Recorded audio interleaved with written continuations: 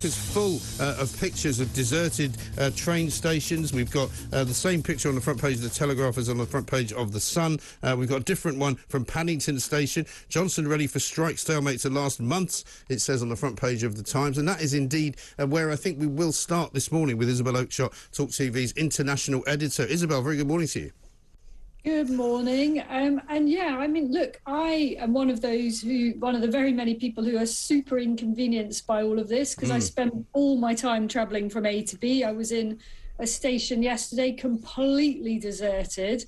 But I think a lot of people are prepared for this to go on for months if it breaks these unions in the way that stops this just going on for years. That's the problem. If the government gives an inch, these people just keep coming back for more and more and more. And talking to cabinet ministers off the record a couple of days ago, there's a real determination on the part of the government to just to base this down, actually. Yes, I think you're absolutely right, because we've seen already the Communication Workers Union sort of lining up behind them. We've been told teachers might be going out on strike. We might have doctors going out. Barristers are already going out. It's definitely sort of building up into a bit of a summer of discontent. And I think it's really, really important for Boris Johnson and the government to hold the line on it, as he said before. Absolutely. Because look at what happened at Rolls-Royce yesterday. Rolls-Royce offered all of their employees £2,000 as a bonus, a one-off payment, and Unite, the union, turned it down. I mean, this is just unbelievable. And I think a lot of people will be just astonished at the kind of bleating of the unions over so-called woes that the rest of us, anyone who works for the private sector, treat as a fact of life. I mean, they complain that, you know, the fear of redundancy hangs over them at all times, as it does for anyone who's self-employed or works in the private sector. People don't have guarantees jobs for life anymore. Well, what about the million or two people who didn't even get any support during the lockdown, who were self-employed and who didn't qualify under any of the schemes and found themselves completely and utterly bereft and were actually living hand to mouth with help from loans from their friends? Absolutely. I know some of these people. I mean, actually, a number of struggling journalists fell into that category. I have to say I'm not personally one of them, but it was pretty tough. Yeah. I think another important point, which is probably quite hard to gauge, is that there are a lot of train staff who were off yesterday unwillingly. So I spoke to the staff in Oxford Parkway station, where I travel through, and they were so unhappy about not being able to work yesterday. I spoke to them before the strike, and they did not want to strike, but they said that the rail operator had made it basically impossible for those who wanted to continue to work to do so. The systems were not put in place. They would have to have driven miles in order to do a day's work. So the number of people that walked out is not actually necessarily directly correlated with the number of people that wanted to be on strike. And when you look at the picket lines, and Mick Lynch, who's sort of almost like a parody figure, he's almost like a cartoon caricature of a union leader from the 1970s. They even wheeled out Arthur Scargill yesterday in Wakefield, you know, as if to make their point, to say, you know, we didn't bring down Thatcher, but we will bring down Boris. It's pathetic. It seems to me that these are people who literally don't want to work. They just want to be on strike permanently so that they can stand and sneer at the rich, as they call them, of which, of course, Mick Lynch is one. The point about the picket lines, though, is that there's hardly anybody on them. They've got, like, you know, they were talking about how great success it was that all these people turned out on the picket lines, including some Labour MPs. But there's only a handful of them, and it looks pathetic. Well, yeah, you mentioned about the Labour MPs. I mean, the Labour Party's in a complete mess over this. I've listened to Labour front benchers this morning claiming that they are on the side of the travelling public. Right. Well, you know, how about then being on the side of keeping the trains running? Because you can't be on the side of the travelling public and also stand on picket lines. What a complete absurdity. And, you know, is this in any way going to position Keir Starmer's party to win the next election? I don't think so. It might win a couple of votes amongst some die-hard rail unionists, but it's not going to appeal to the country at large. Well, I mean, Keir Starmer gets more and more embarrassing with every day that passes. I mean, I can't imagine what he's going to say at Prime Minister's Questions today, because he's already positioned himself so firmly on the fence on this that he can't presumably change his mind now. I think it's an absolute gift to Boris Johnson. You know, he's got, as we've discussed ad nauseum, plenty of local difficulties. But I think that the number 10 and the cabinet as a whole is really up for this fight, and they will enjoy Labour's squirming over this, because the party is conflicted. The opposition is conflicted on this.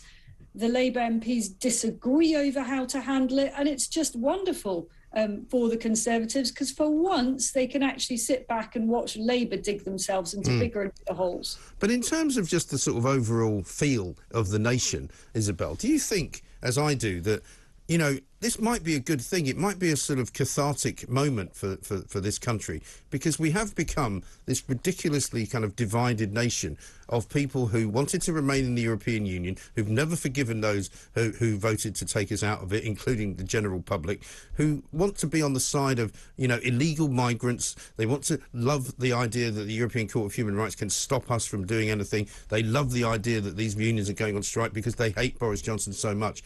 I think this might sort of be like a clear out, if you like. I don't want to use too rude of an analogy, but, you know, just a kind of a general, you know, spring clean, shall we say, of the nation's psyche. I wish that was the case. I don't feel nearly as optimistic, actually, and I just feel like Britain is broken. That's how it feels to me, you know, today and all days. You know, whether it's in the supermarket yesterday, I picked up a pat of butter. It was £5. £5. Really? Literally, you know, it was one of those spreadable butter things. Not particularly fancy, but anyway, you know, everything feels broken. There's no trains. The petrol prices, every time you drive past, have gone up a bit more. It's just a complete mess. And I think you touch on something that is a really big and growing concern, which is this narrative that all these woes are somehow due to Brexit. Now, we Brexiteers should have seen this coming, and we should have been better at heading it off at the pass. But you're hearing it everywhere now, because it's so easy to project everything that's currently challenging and difficult onto that old sore. And there are an awful lot of people who are just itching to reopen the whole debate. And I think it's a real worry. The government has now got to show what are the benefits of Brexit, because even those people that supported Brexit are, I think, some of them having a bit of a wobble at the moment. Yes, because, again, the government isn't being very clever about the way it communicates. I mean, there is a sense that the cabinet meeting every morning, when they have one, is a kind of emergency, you know, every single time they meet. Because what's happening now? Oh, God, Christ, is that, you know, and it's like they're just sort of fighting fires all the time. And it appears that they don't really have much policy. I mean, to some extent, it was ever thus, you know, behind the scenes in government. It is constant firefighting. But when you look back to, for example, the coalition years under David Cameron, the 2010 to 2015, where, you know, this remarkable situation of a right of centre party having to work with a left of centre party, kind of look back on that as a bit of a weird kind of dreamlike state where things kind of worked. You know, yes, there was austerity and certain people will never get over that, but, you know, the country was ticking along quite nicely and it was all quite amicable. And ever since then, it has been just a endless turmoil and dramas. And this honestly feels a bit like the lowest ebb at this point. Yes. I mean, it just is bizarre that there's so many kind of angry mobs. There's so many groups of people angry all the time about something, which on the face of it really isn't something that you should worry about. Well, I mean, then I really don't want to talk about this, and I'm sure you don't either, but the amount of hand-wringing over transgender issues. Oh, God. You know, I mean, and this is a kind of thing when you say people are angry all the time. Yes, and they're angry over things that are really incredibly marginal, except to a few people that are affected directly. Yeah. That's absolutely right. Stay where you are, Isabel. We're going to just take a little break. I want to talk a bit more in detail about the ECHR and what Dominic Raab's proposing. And we're talking to Isabel Oakeshott, our international editor. And what better way to start this part of the show with a conversation about Strasbourg, because it looks as though what Dominic Raab is going to do with the Bill of Rights will actually work. Is there anything that could get in the way of it, Isabel? Oh, surely not. Nothing could possibly get away in the way of this grand plan. I actually don't know, you know, in detail the answer to that question. What are the hurdles? I mean, I think that this being a bill will have its primary legislation, so it will have to go through both houses. And we all know that the House of Lords can be pretty tricksy. It's not packed with people that want to do Boris Johnson's bidding. No. And it's also packed with a lot of legal types who are probably lefty legal types. So I doubt this is going to be plain sailing. I do think that voters overall back it. And again, this is a kind of good fight for Boris Johnson and Number 10 to have. And they've got something really specific to pin it on because, actually the Tories have been banging on about a Bill of Rights for about as long as I can remember, about 15 years. And we all sort of zone out a bit when we hear it because it just sounds, honestly, really boring.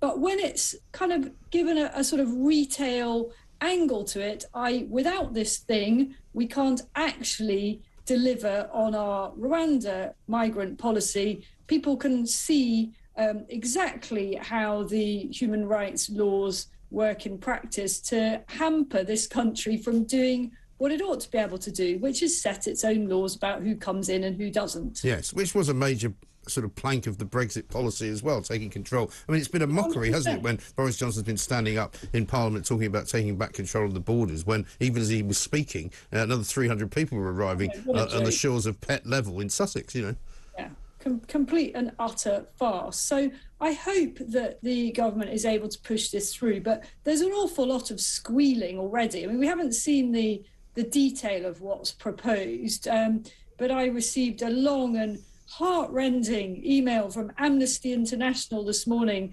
trying to suggest that if this goes through, you'd no longer have the rights to public inquiries, for example, a COVID inquiry. You'd no longer be able to challenge this or that. And it's all a giant conspiracy to make the government less accountable. On the contrary, it is actually an operation to remove unaccountable, anonymous figures sitting there in Brussels from shaping our life here in the UK. Yes. And that is what 17.4 million people voted for. And anonymous is the right word, because the person who did rule that we could not deport, I know it was only 3, but it would have been a major sort of step in the right direction, migrants to Rwanda last week. We still don't know who that was. We still don't even know if the person was qualified. What we do know is that they almost certainly didn't read the legal papers and they didn't understand the judgments made by 3 separate levels of British courts all the way up to the Supreme Court. And this will also give the Supreme Court, which I was never really a fan of in the first place, the final say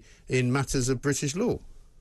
Well, and who can argue with that? Right. Except, of course, plenty of people can and will. And they come up with all sorts of spurious reasons why we should all be terrified of this development. I think it's quite a test of the government. We've come out of the pandemic now, and it is time for Number 10 operation to kind of finish Brexit, as it were. And that means removing the impediments that actually enable us to turn this into an opportunity.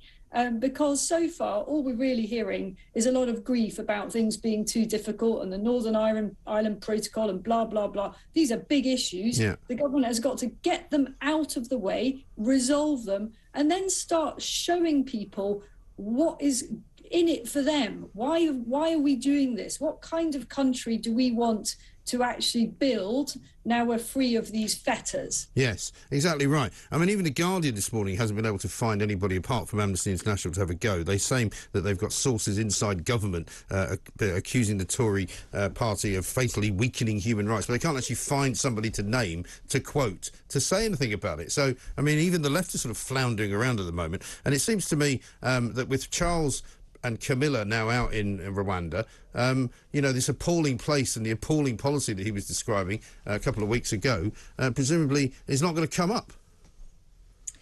Well, while he's there, it will be interesting to see just what the hospitality is like for people in Rwanda, all descending for the Commonwealth Heads of Government event. It's quite a fandango over there. And it seems that country wasn't deemed to be too terribly despotic for our royal family to go there. And I'm sure they're going to have a lovely time basking in the sunshine and deciding some very important things. And actually, the future of the Commonwealth is, I think, extremely important now. As we're looking towards looking ahead towards a transition from our Queen to Prince Charles, and there are a number of Commonwealth members that are already kind of pulling away and wanting to cut their ties with the UK. And at the same time, in a post-Brexit Britain, there are huge opportunities, should we play our cards right, with these historic ties. Oh, very much so. I mean, I think it's much more worthwhile as an economic bloc than it is as a sort of, cultural place where everybody loves the Queen and everybody, I think that's less important as we go forward, isn't it? Yeah. Let's make some money. The economy badly needs it. We kind of need it, don't we? we really do. But also, can we give a nod to Tony Blair? Because all that Raab is really doing here is taking the ECHR back to where it was before Blair made it much more important. It's all very well and nice to have this European Court of Human Rights where there is a place where people can go if they do feel terribly badly done by. But if this works, we no longer have to do what they say. We can just take it into consideration. Yeah, and that makes every sense. Your memory on this was actually better than mine, I have to say. I don't remember the whole Blair thing. Do you know what year that was in? I think it was 1998.